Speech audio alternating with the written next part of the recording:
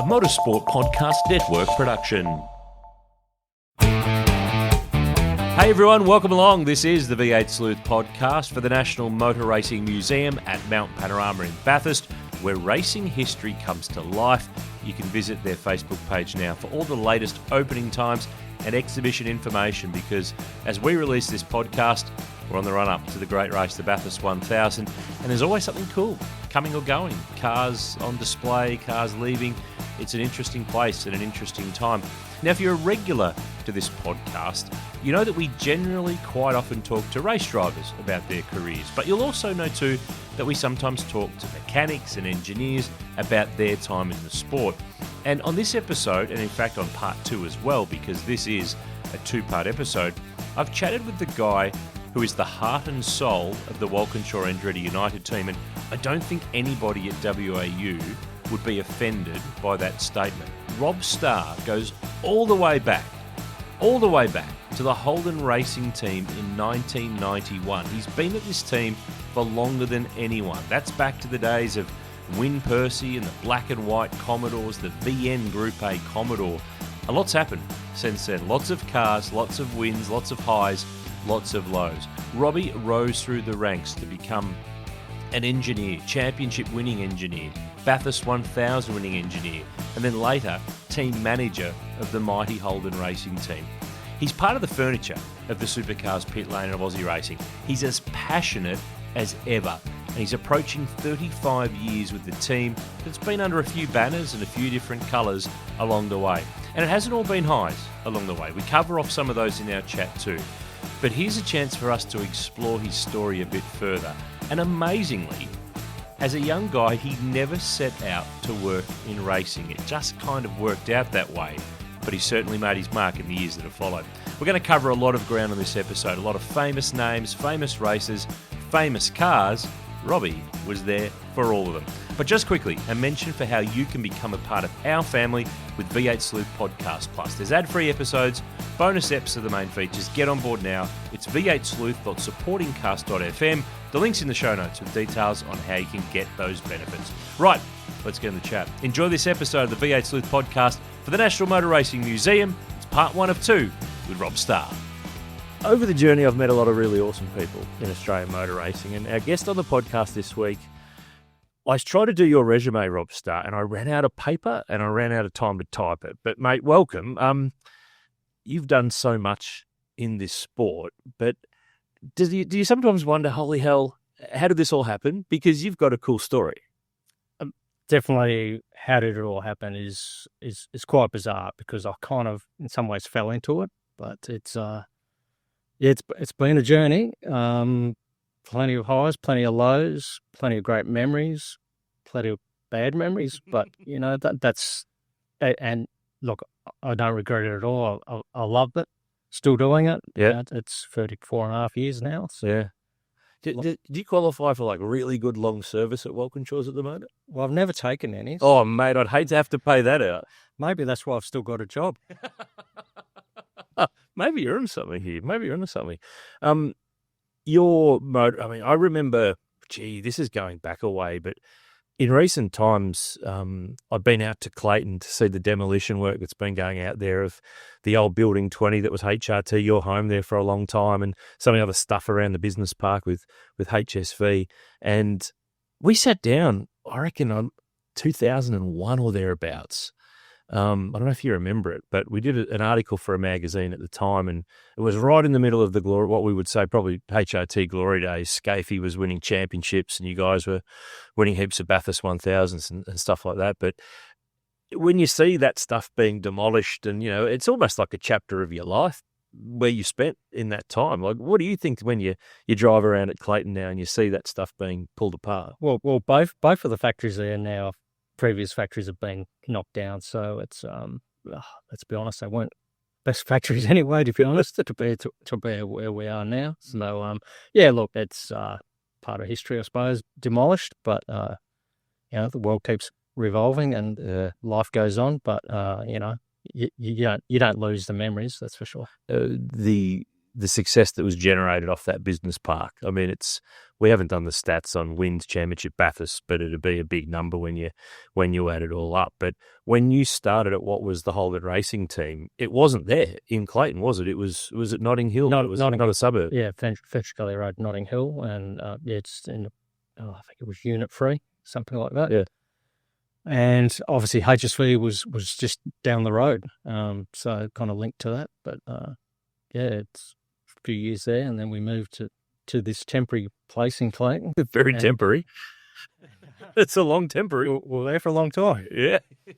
So you're as a young boy, you from Corowa originally, up around that way? Yeah, my Whaler, Collaroy. So yeah, up on the Murray. Yep. Farm boy. One of 5 kids. I'm a twin, so we're the youngest. The old man was a farmer, wheat sheep farmer. Grew up on there. My older brother got asthma, so he was never going to take over the farm. And then obviously next in line, I suppose, as the boys.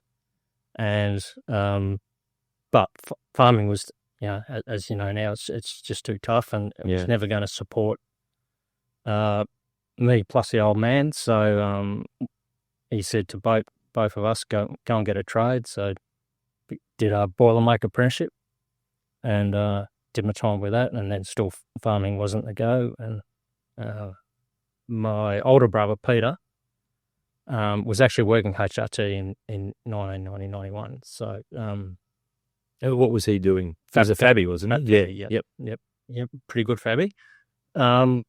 And my apprenticeship finished up. It was a government apprenticeship, and basically come down to Melbourne, always saying I'd never live in Melbourne. Didn't have a job, and apparently at the time when they were after a runaround guy, basically. So had an interview after, I think Sandown was their first round in that. Yeah, it was. Year. Yeah, and did the interview, and Win was you're probably too qualified for this job, but if you're willing to work, we'll give you a go. So was there a motor racing history in your family, or an interest, or you're aware of it? Not really. I mean, we followed Bathurst and all that sort of stuff. We all, as young blokes, hotted up our cars and all that sort of stuff. What did you have? What was your? I had XC sedan first. That was only 6-cylinder, and then I got an XC Coupe 351. So, she's got old petrol gold. But so we grew up, liking cars and stuff like that, as most young blokes on the farm did. But not dreaming of working in racing. Never raced or anything like that. But, hooning out in the paddock and stuff like that. But no, it was, as I said, it was kind of probably left field. But So why boiler making? Was that just kind of, hey, you got to pick something here, or that was going to be applicable to what you? No, pretty well. It was a position. My twin did a chippy, and I was a metal bloke, so I just I like welding and all that stuff. Yeah, it was really good, and so do a bit of Fabian still sort of stuff on and off, but if I need to weld something, I can do it. So, now obviously you got the proper Fabies in the team, so I don't have to touch any of that sort of stuff. Yeah, let them do it. Do it. So you're starting at the Holden Racing Team in 1991. So we're in Group A VN. Commodore's just come out, the new shape SS Group A Commodore. Win Percy's the team manager / driver. Yep. The team's only in year 2 as an actual team, because 90 was the first year. So at the time, I'm presuming it's a pretty small team. It's not the mighty Holden Racing Team it later became. No, very, very small. I can't imagine the exact number of people there. There was Wally Story was the engineer. Martin Bellows, Peter Harker, Dave McDermott were the mechanics. My brother, Pete was there. Engine shop, I think, had Rob Benson, Mick Keel, and I think it was another bloke, an ex-DJR bloke was there as well, and the secretary, and that's not even 10. That's maybe 8 or 9. Literally, I suppose it's only one car apart from the race, but still, it was it was small. Yeah, compared to weld. Yeah, and you've ended up in I mean, I think that was the year that the recession hit. So some of the fields were small. Nissan GTRs are killing everyone. The Sierras, BMs, a few Commodores, but touring car racing's not mega healthy at the time, but there's still top-line teams. Nissan's in it, BM's in it, Holden's in it, Ford's in it.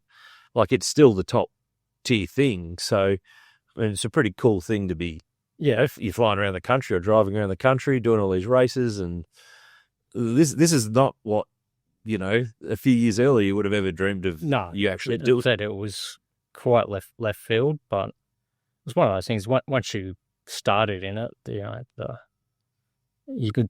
I just love the appeal to it, and it was exciting to be a part of.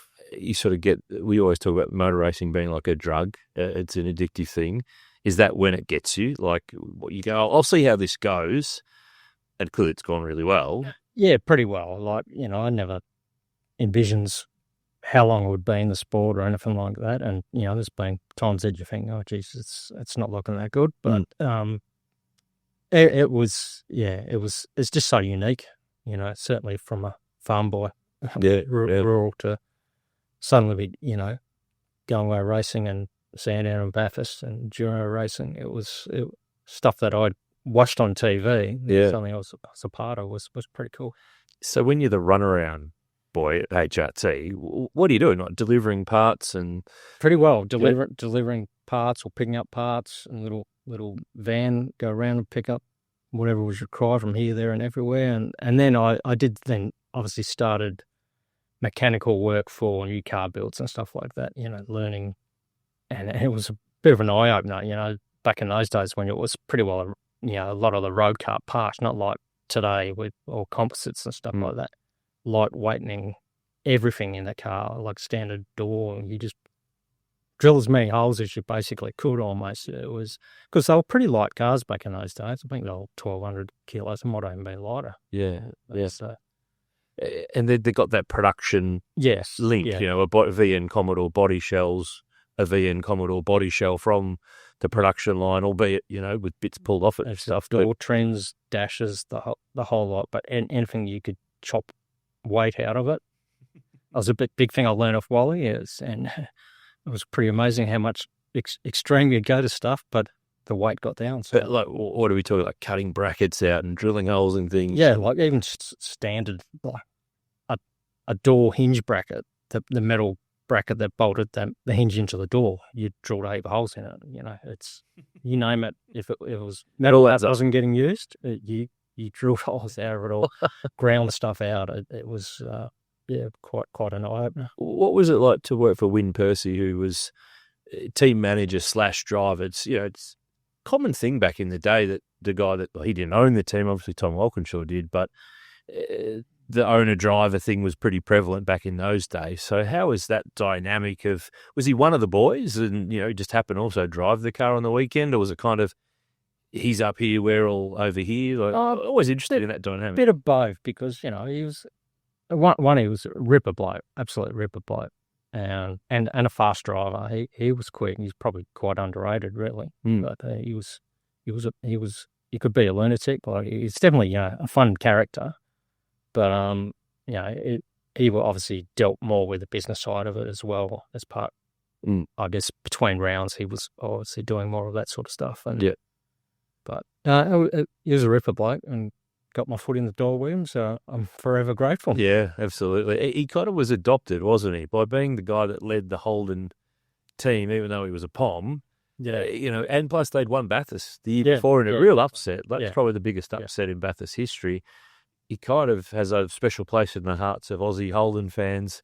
Oh, for sure. POMs generally don't, but he definitely ingrained himself with the local fans because of the brand he was. Yeah, and as I said, he was a great bloke. So ripper guy, and the fans liked him. So he was. Well, he wasn't driving a Nissan, so he was always going to be like. So you start to get a bit more hands-on with things. I guess the runaround stuff's not happening as much. You're sort of a bit more hands-on. So how does it evolve here? Because you are the classic from the runaround boy all the way to becoming the team manager of the Holden Racing Team down the track in various roles along the way.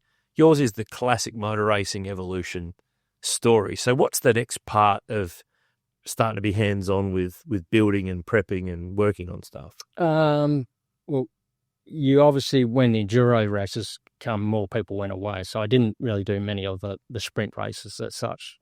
It was more enduro races. So you went away then as a helping do mechanical stuff, pit stops, Pit crews, tyre change, refuel. You're tyre man, not a fuel guy. Tyre man. Yeah. That's where the action is. Yeah. So that was obviously really cool, and Neil Crompton and Brad Jones from my car, was it? That's dangerous. It was fun, blokes, but good fun. Yeah, funny blokes. Do you have any Crompton and Bradley stories that will not get us sued? No, but nothing bad to say about the deals. I don't want anything bad. Just any dirt. No, we're always trying to out-dud each other about seating position. That's for sure. Change it. He won't notice. He won't notice. I'm not shocked by any of this. Yeah, so it was, progression from that, and then you got more and more hands-on as far as mechanical and building stuff like that as you went on.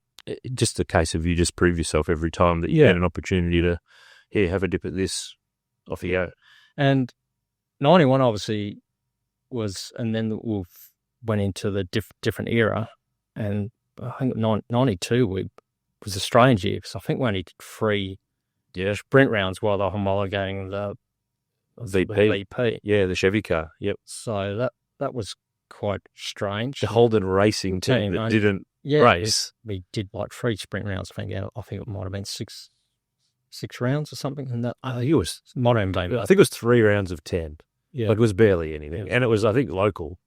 Sandown, Winton, Lakeside from memory, and because Thomas Mazura became the driver, and Wynn had gone back to the UK, so it was a bit of a change. But barely any. Yeah, a lot of sitting around waiting for something to happen. Yeah, we were obviously developing the car, and it was a bit of a strange one, because we were kind of developing the aero kit ourselves, sort of stuff in the factory, and my brother was fabricating the wings and stuff like that. And I remember going to Phillip Island, Thomas going, this is really good. Then the stuff come back from the UK, and first outing with it, and Thomas, this is shit. So, I thought you were going to do a Thomas impression there for a second. No. With the shit house Robbie, he's probably a bit more accurate. Funny, he doesn't call me Robbie. What does he call you? Jim. Jim? It's a bit of a weird one. When I first started, the guys, Peter Arkin and them guys, we can't call you by your real name. You need a nickname. Do you go to the gym? Oh, yeah, bet. All right, you're going to be known as Jim. So I think Thomas still thinks that my name's Jim. He probably doesn't even know him, Robbie. So it's him and Wally Story still call me Jim, which is other guys don't know. What the hell are they talking about? Would have never guessed it, would have never been able to figure it out. So appreciate the insight. It's sort of been a Holden factory thing, like back to the dealer team days and all those blokes with nicknames, Part and, everyone had a nickname, Slug and Mort, and, everyone kind of had a nickname. It sort of flowed through a little bit into the HRT era. Yeah, it was, funny.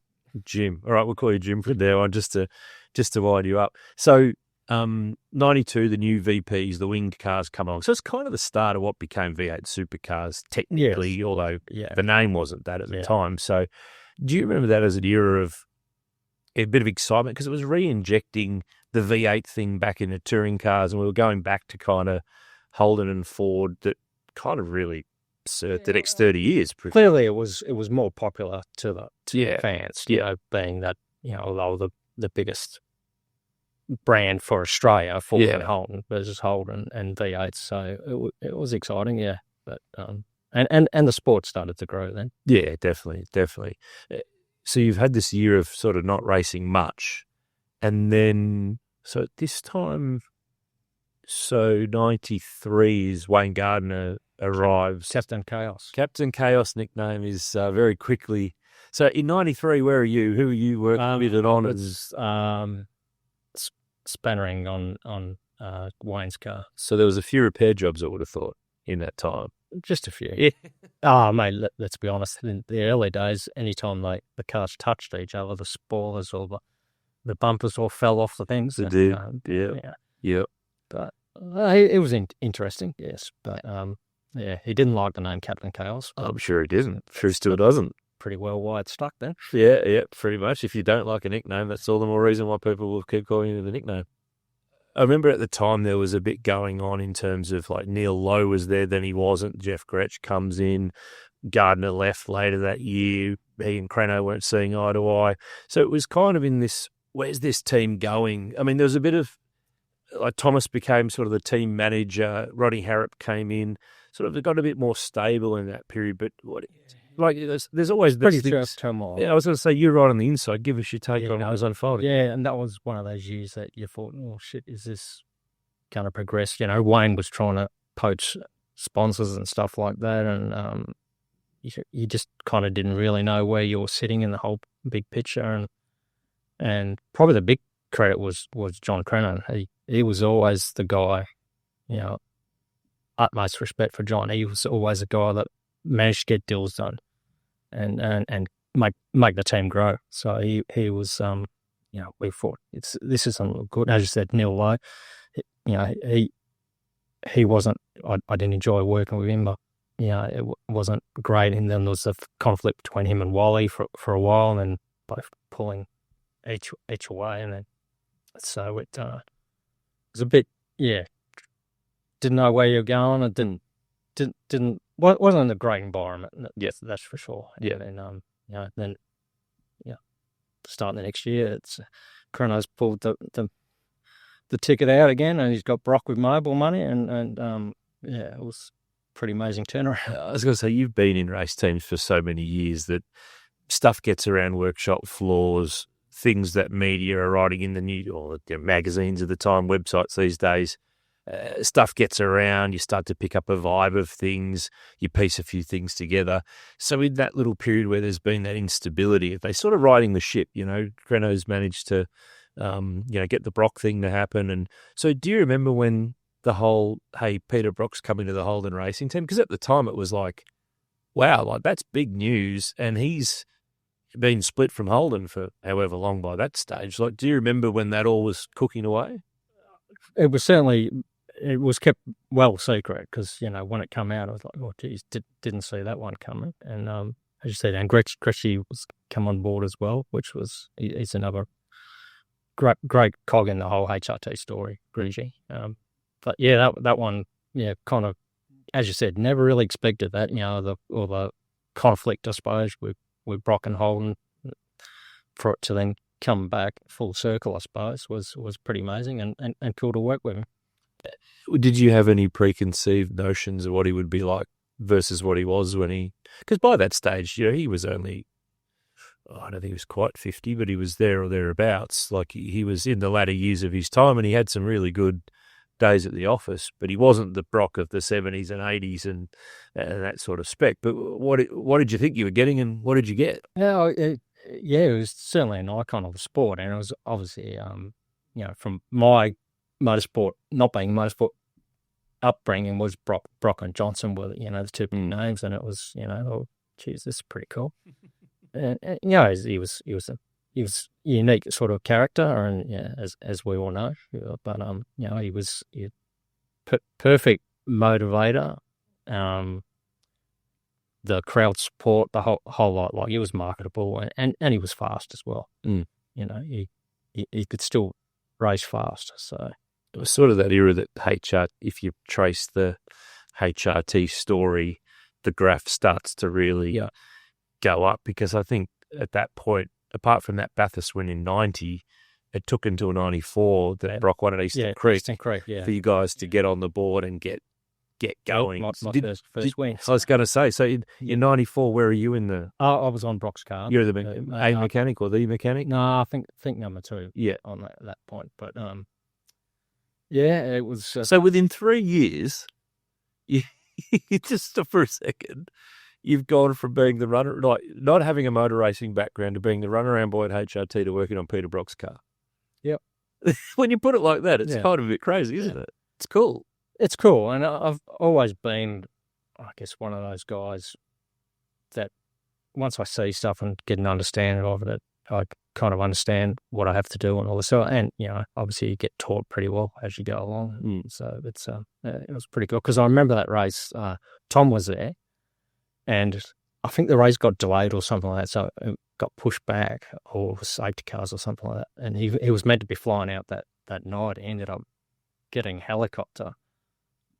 He didn't want to miss it. To watch the actual final lap, and then he buzzed down because clearly it was a pretty cool race. Wasn't it? Well, it's got to be there for the first one. So, a time of advancement in the cars, like you could do stuff and build it different and put a bar here or put a bar there, or you could develop it. Like you can't develop the engines anymore. There's all these restrictions. But back then, open tires, like you had a fairly big sort of set of parameters that you could play with those cars. Yeah. And the other advantage, I must say, when Brock came on board, the Bridgestone tyre was clearly a good tyre to get on. As you said, it was the tyre wars as well. We got Garma, Dunlop, and Bridgestone, but it's steer tyres, qualifying tyres, different compounds and all that sort of stuff. It was pretty cool. And you could go testing. Yeah. Like you could go and test till your budget ran out, basically. Yeah.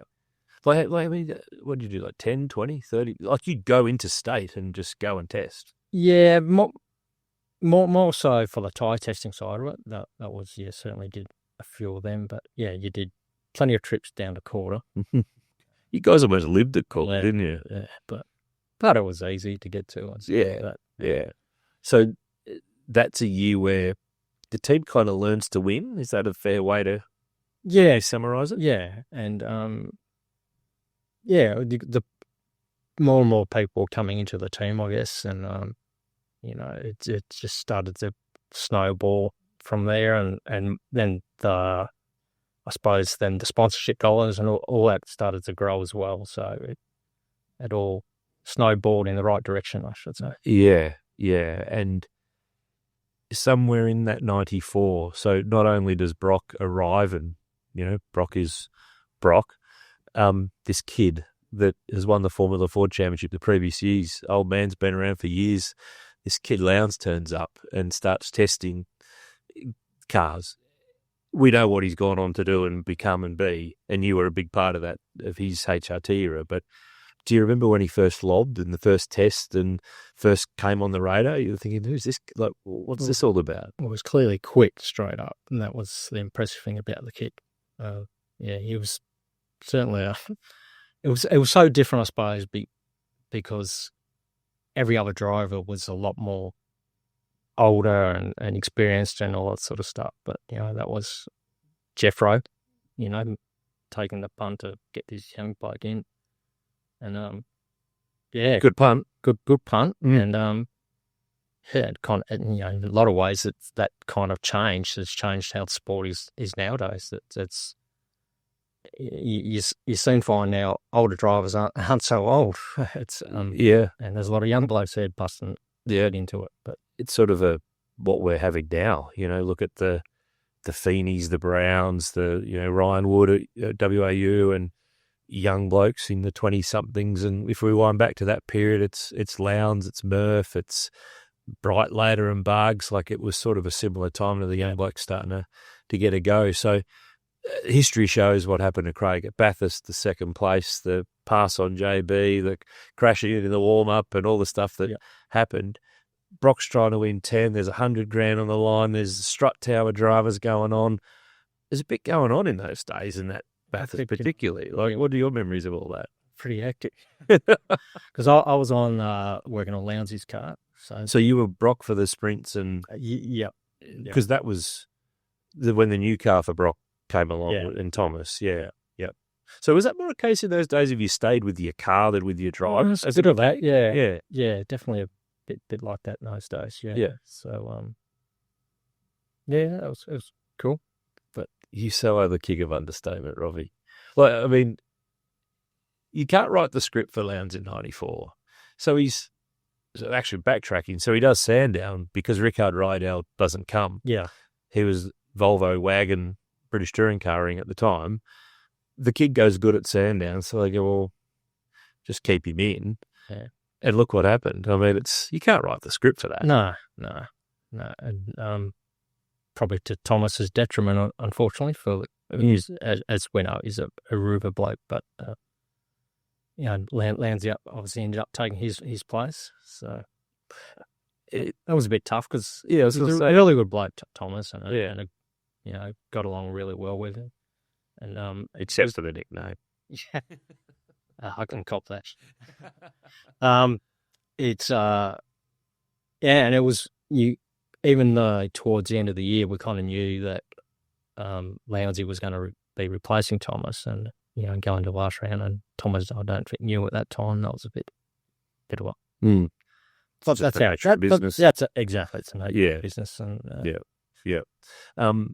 that Bathurst in '94 when he and Brad and Brad's part in that is huge because Craig doesn't get to do his bit unless Brad gets him back. He gets you guys back in the game there.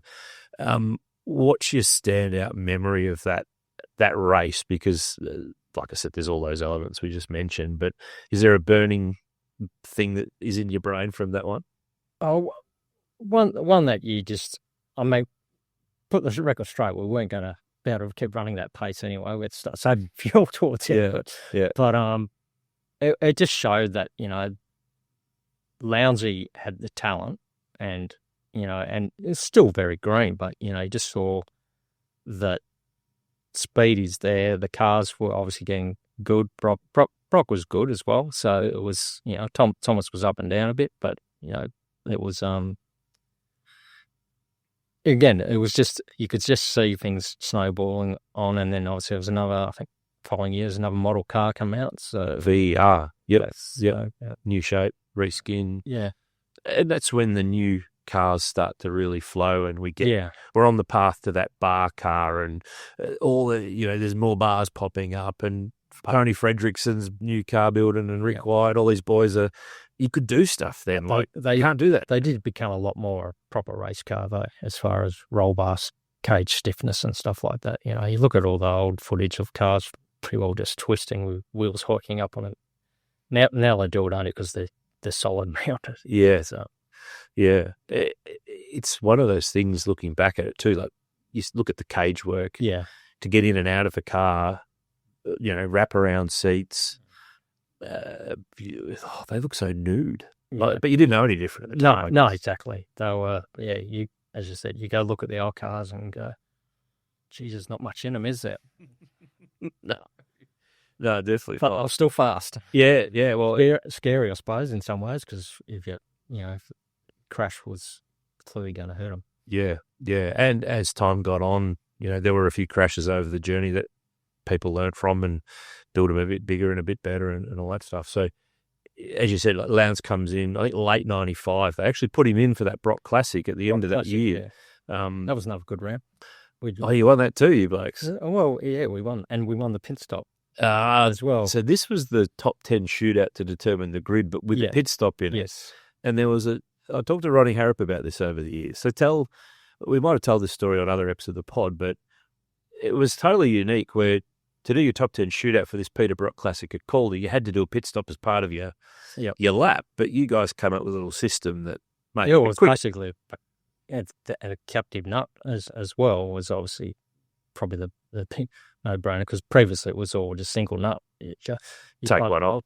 Yeah, and so we still spun the start ones, they just fell off, but the captive going on was on. But it's already in the wheel going. Put it on. I fired off that in amongst my museum pieces. It's pretty cool, and it's classic because it's got Brock in. You can see his eyes in the car, and they're like dinner plates. It's like classic. Really eyes on. Yeah, so it was a ripper. And Jeff Pro, he said if we win it, he's going to give some of the cash. So it was good. I think it was $10,000 for the fastest, and he said, all right, all the guys get $1,000 each if we do it. So nice. So that was well worth it. Well worth it. So in pit stops in those days, are you still on the wheels? Yep. Left front. Like you guys always tend to be like, I'm going to be that corner, and you just kind of got, because you got muscle memory, you got used to it. And originally I started, I think, left rear and ended up left front. And this before mid-90s, there's no speed limit in the pit lane. No. I think 96 that came in at Bathurst for the first time at 60 Ks, and they later on knocked it down to 40. But do you remember some close calls in the pits back in those days when there was blokes just firing as fast as they could? Well, the thing was, it was probably the slower guys on the racetrack were the fastest guys in pit lane. Guys you're most scared of, to be honest. It's Stand back. Stand back, yeah.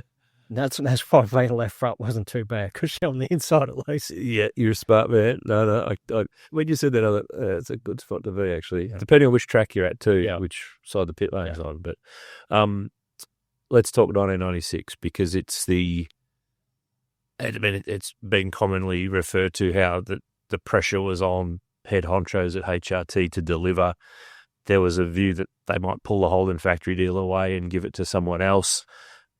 Got a stay of execution, and holy hell, like the perfect year. Championship. It was a perfect year. Sandown Bathurst mobile sprints in New Zealand. Seriously, like ridiculous season. But so you're chief mechanic on Craig's car that year? Yeah. Obviously, Chris Dyer was there with the engineering, and another extremely smart man. Just a bit, just a little bit. Yeah, no, and I, to be honest, at the time, I don't think I really even appreciated how good he was. You were probably still in your own world about getting your stuff done, but he certainly changed the sport a lot. In what way?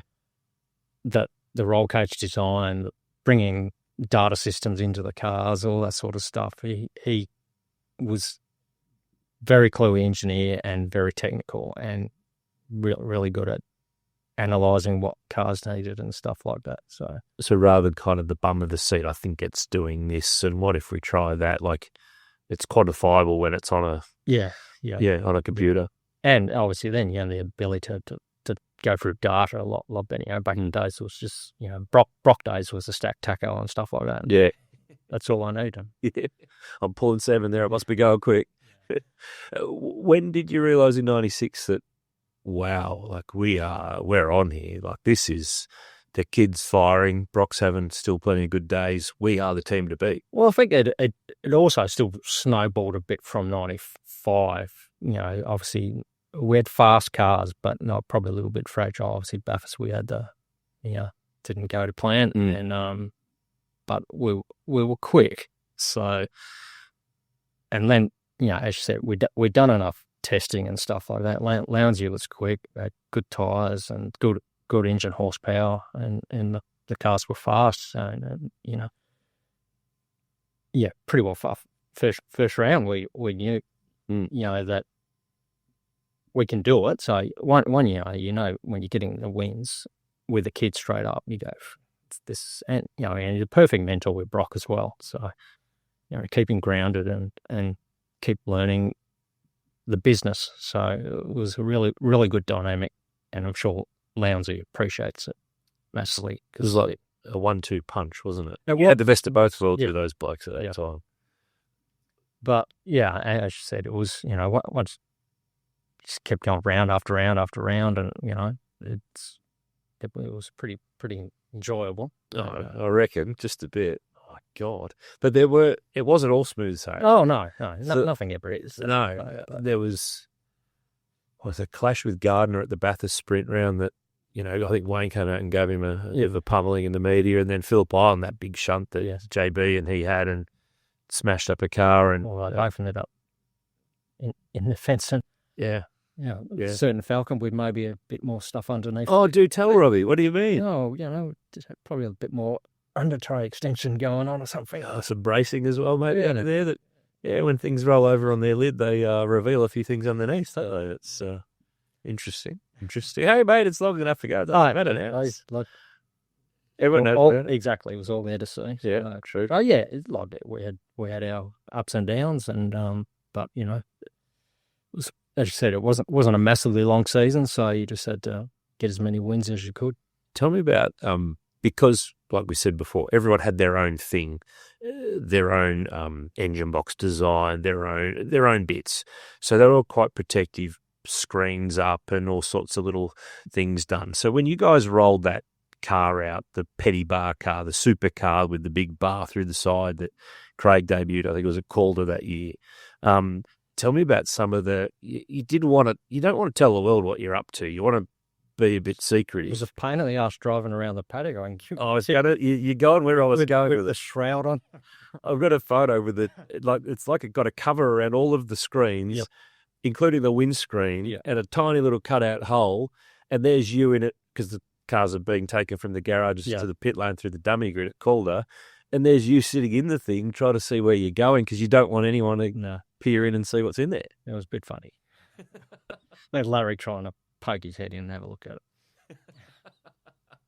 I love that era, though, because everyone had different stuff and everyone was, protective of it. Well, as you said, the freedoms were there. So, there was rules, but you still had a lot of freedom and, plenty of smart people designing good bits and the cars were fast and everyone wants to look at a fast car.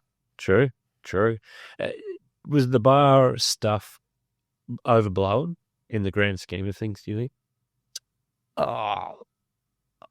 Look, probably, but it certainly did help with the stiffness in the car for sure. But as we all know, the car's cage designs change so much now. They're probably all stronger than what that ever was. But again, that was a Chris Dyer thing. That then they end up obviously Brock's one had it, and then we had to cut it out. And that's right. I forgot about that. Yeah, because that was already done. Yeah.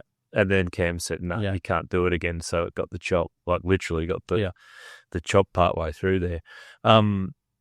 So 96, the championship, those days, sprint races is the championship. The Enduros are a separate deal. And then... It was at Oran Park and his car died and he had to do the burnout in Brock's car. Correct. Yeah. Which became kind of the, now it's the tradition that the champ goes and hangs a burnout at the end after the last race. I think he's just about the first guy to do it, like at the end of the championship year, because I can't really remember too many. I don't know that you could do a good burnout in a four-wheel drive GDR, so I don't think Jimmy or Scafie tried that back in the day. Probably. I don't remember Dick firing up at Sierra to do it or anybody else. I think he's the first to kind of do the... Probably think about it, yeah. But he had to pinch Brock's car to do it. Yeah, exactly. And then the momentum rolls. You guys are going. You guys are totally going. Greg Murphy's on the scene, the co-drive. He'd been there the year before. Yeah. Those blokes win Sandown, Bathurst. Murph jumps in for New Zealand and wins that series as well over 2 weekends. Couldn't do anything wrong. Like, you guys are on absolute fire. I don't think I can think of anyone since then that's won all of the things in a year. Like, that's really rare. Like, that's mega rare. No, it was what an amazing year. As you said, first championship win, but then to Sandown, Bathurst, and then the street series or the New Zealand series as well. And just rip a bunch of guys to do it with. The whole team was gelling really good, and it was a great environment. We had fun, but we had success. We had fun. It was pretty cool for a farm boy to be experienced. Yeah, absolutely. Still with I'm still just a boilermaker, qualified boilermaker. Have you ever used your boilermaker skills for any boiler making? When I was as an apprentice, yes. Back in the day, but that's about it. Yeah, hasn't popped up since somewhere along the line. Bathurst 96. That's the first Bathurst win in your time at HRT, and it's a lot of the guys at 96 weren't there in 90. It's kind of a whole. I can't remember if maybe one or two people might have been there, but pretty much first Bathurst win for a lot of people. Yeah. Is that a special thing? Oh, you look back on? I'm being fortunate to have a few, but first one was just incredible. It was, and it was such a popular victory as well, as you said, and for the team, it was, the pressure was on us to get the results, and it was the start of a pretty good stretch. So, very cool. Very cool. I remember, and for me, I was number one mechanic on it. That was pretty cool. So I remember scrutineering. We were, I think, like half a litre under for the fuel capacity, and I think a kilo over the minimum weight, something like that at the end of the race. So Just waiting for the all clear to. Yeah, yeah. We're good once we're good. Yeah. And then we're going to the Leagues Club. Yes, and as we all did back in those days, and we've got some bad stories from those. Oh, really? Right. Do tell. But better keep them to us. Oh, that's for the sealed edition of the podcast. Well, we all know the effects that it had on Lounsey and Murph from the pictures the next day. Yes, they are. But he also did decide to get engaged to someone as well. He did make that decision. I think Murph shared that with us on the pod last time we spoke to him. So what the? Was a large night. But before you even get to Bathurst, your silly star driver goes and tumbles off a dirt bike. Yes, yeah. I can't imagine anyone's too thrilled with this. No, not one yet. One, we didn't even know if he was going to be able to drive. Like at one point, he didn't really have enough arm movement in his arm. Yeah. You know, there's obviously a cut in his head that he had to wear the hat all weekend to cover it up. And yeah, it was getting a bit touch and go there for a bit because he was restricted in his arm movement and didn't have much strength in it. And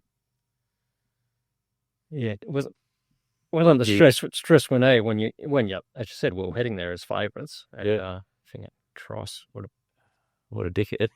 What a dickhead, yeah. As Jeffro would have said with a few other choice words. Yeah, might have been a few others added in there. I often wondered, actually, I don't know if it ever got to the point of the team pondering what it would do. If he couldn't drive, who would drive? I can't remember. They did have a backup driver, but I can't remember. Going to have to keep digging on there. There's been a few different suggestions over the journey. I think some memories are better than others. So Jeffro's probably a better man. There would have been a plan. There would have been a plan. There would have had to have been because he wasn't good. He wasn't good. But you guys closed ranks. He had a hat on all week.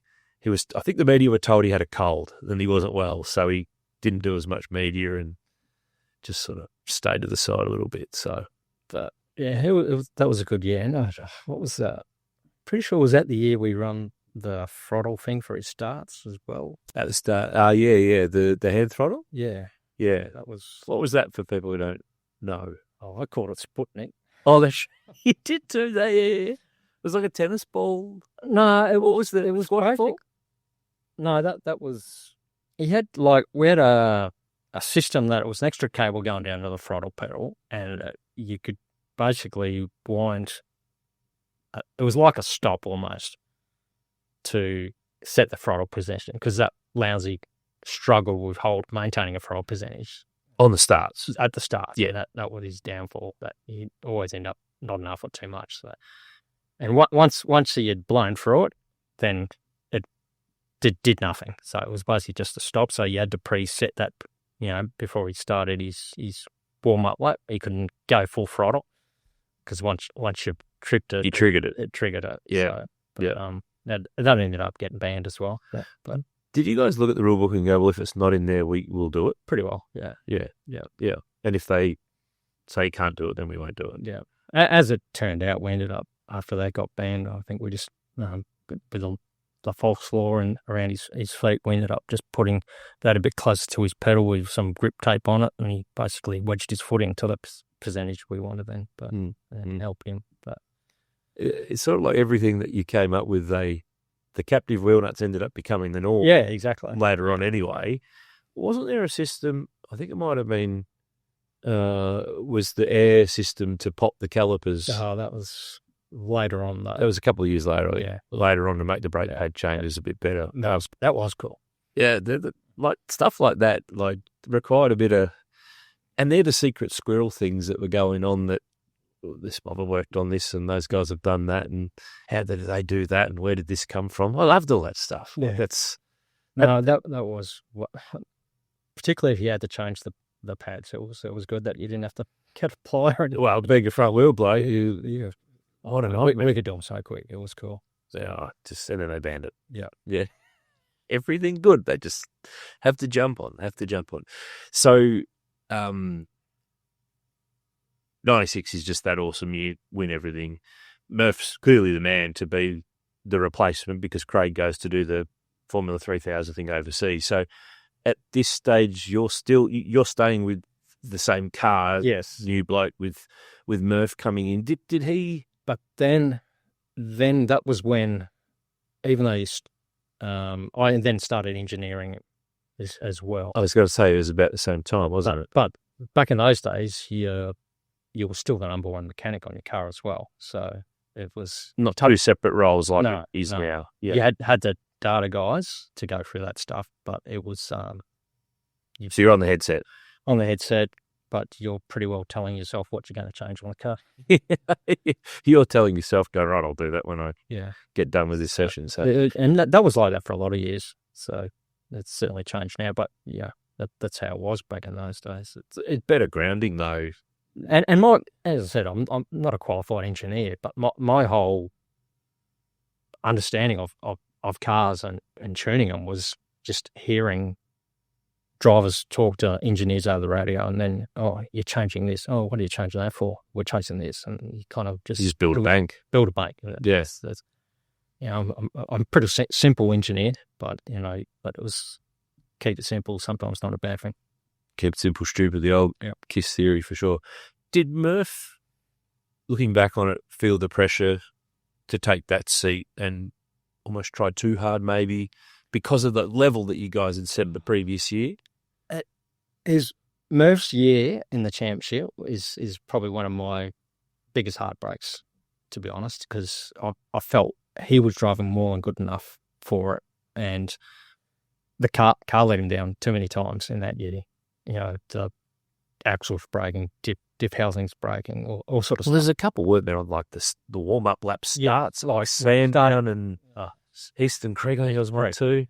So I always, it hurts me that Murph never, because it was more than fast enough to have won it. And anything that didn't happen with Lounsey was failing the following year. And it was kind of, and the more I look back on it, I go, geez, that's, particularly as it turned out, the run that kept happening, he's the one driver in that year, I suppose, era that didn't actually get that victory, which, is tough for old Murph on. Is that kind of the one that sticks in your guts over all those years that you go, that's the year that just... Well, not really irks you that... It does, because, one, you're still the number one mechanic on stuff, and, bits were just breaking out. It wasn't that we hadn't paid attention to it. It was just like, that's never happened before. Freak stuff, like, yeah. Oh, yeah, some of it was like, axles breaking was, I think Jeff Rowe got some different axles made, they were lighter and whatever to, chasing the speed, and too light. Yeah, too light, and it broke, and it was a bit uncomfortable when Ron Harrop's in the garage still, and he wants to see what's failed, and maybe not look at that, Ronnie. Yeah.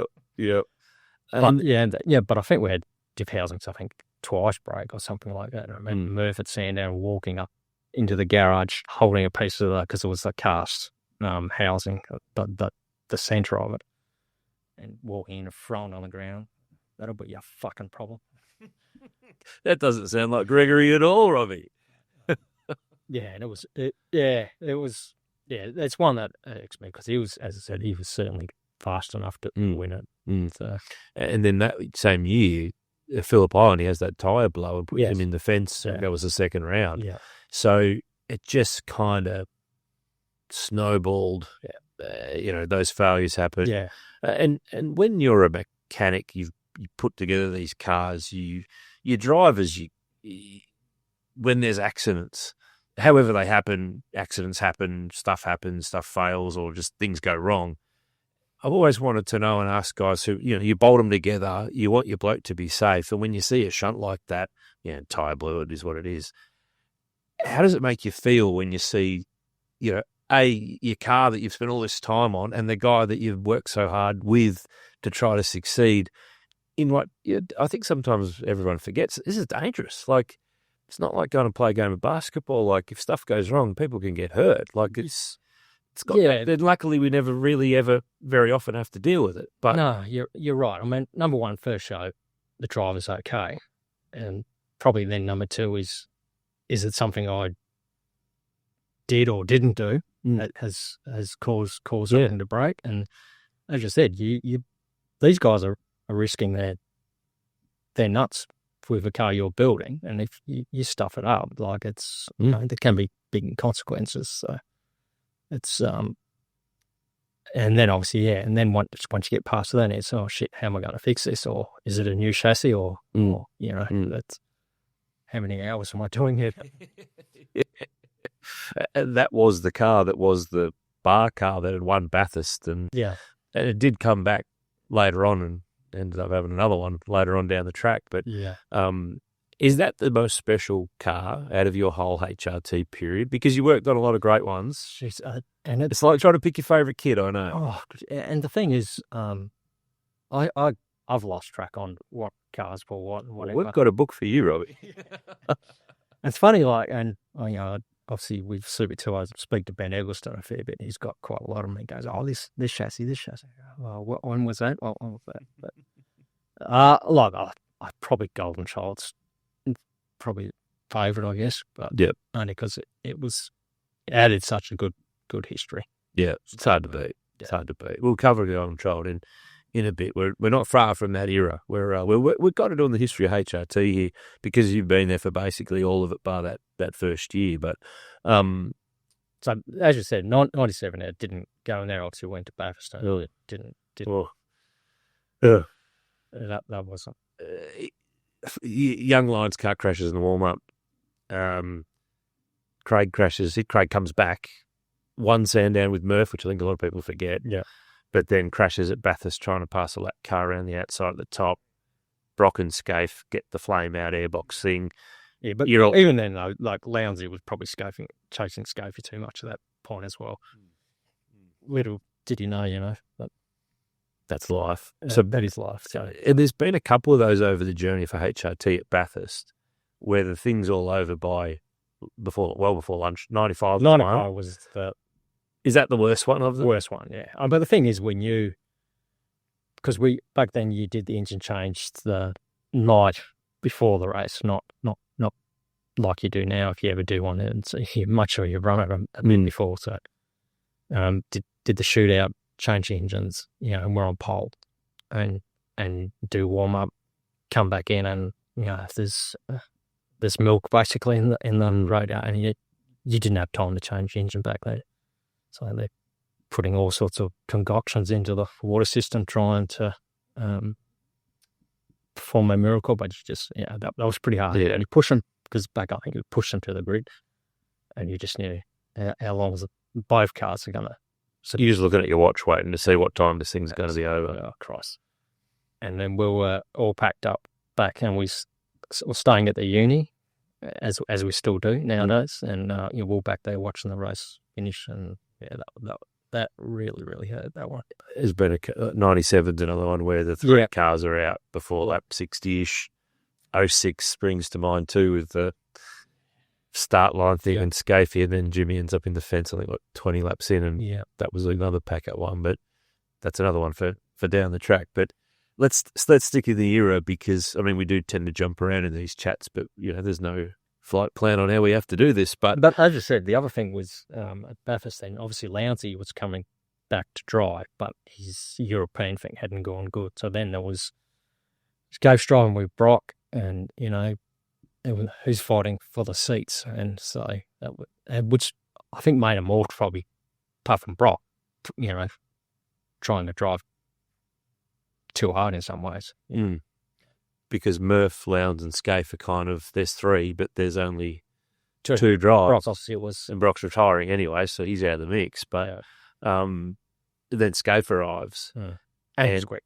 And was damn quick, because he put the Brock car on pole for both the Enduros. But by that stage, and I'm interested in your take, there were quite a few ex-Gibson people at HRT by that point. And from my memory at the time, there were a few people who were going, and now Mark's coming, sort of following them to this HRT. Was there a bit of angst about what some of these people, and that he was going to come in and be what they thought he was there? Or I remember there being a little bit about that at the time. I remember when Jeffro said he's coming, and as you said, there was quite a few ex-Gibson blokes in the team, and not quite a few had bad words to say about Mark. And he rolled in and introduced myself to him, and I go, "I've heard you're an arsehole." Is this the first thing you said to him? Wow. But I'll make my own mind up on it. And he appreciated that, actually. Yeah. Nice. And as I said, the rest is history. My relationship with Mark, but it was definitely a lot of people said they'd left Gibson's because of Mark, and but I certainly never had a problem with him the whole time. So the Scaife Lowndes combo that runs for the next few years kicks in. So 98. 98. You're engineer on Craig when he comes yeah. back. So you stay with the 15 car, and Yeah. and then you guys go 2 in a row, don't you? With Yep. VS, VT. There was a bit of a barrel roll there among it all at Calder. Yeah, it's Just just to add a bit of drama to it all. No smooth sailing here, mate. yeah, that was a busy year. I can't remember how many chassis I actually had that year. I can tell you, 5. Yeah. Lounsey used 5 different cars across 12 rounds. Yes. Because he missed Tassie because he had his knee. Yes. After that Calder show. Dig a car out of the merchant shop, wasn't it? I think it was. Yeah, well, the old VS came back, yes. which was the car that we talked about earlier. Yeah. So, oh man, like it's actually hard to track what. A lot of hours. Oh mate, seriously, not again. We've got to do this again. But still got the result. And that's where we're just going to have to pull up stumps and pull the handbrake on this one for just a moment. But fear not, there's plenty more chat with Rob in part 2 of the pod. Lots more HRT, lots more Walkinshaw, lots more Lowndes, Scaife, and so on and so forth to keep you entertained and informed from an amazing era from the mighty Holden Racing Team. Thanks for tuning in. This is the V8 Sleuth podcast for the National Motor Racing Museum. I'll catch you next time.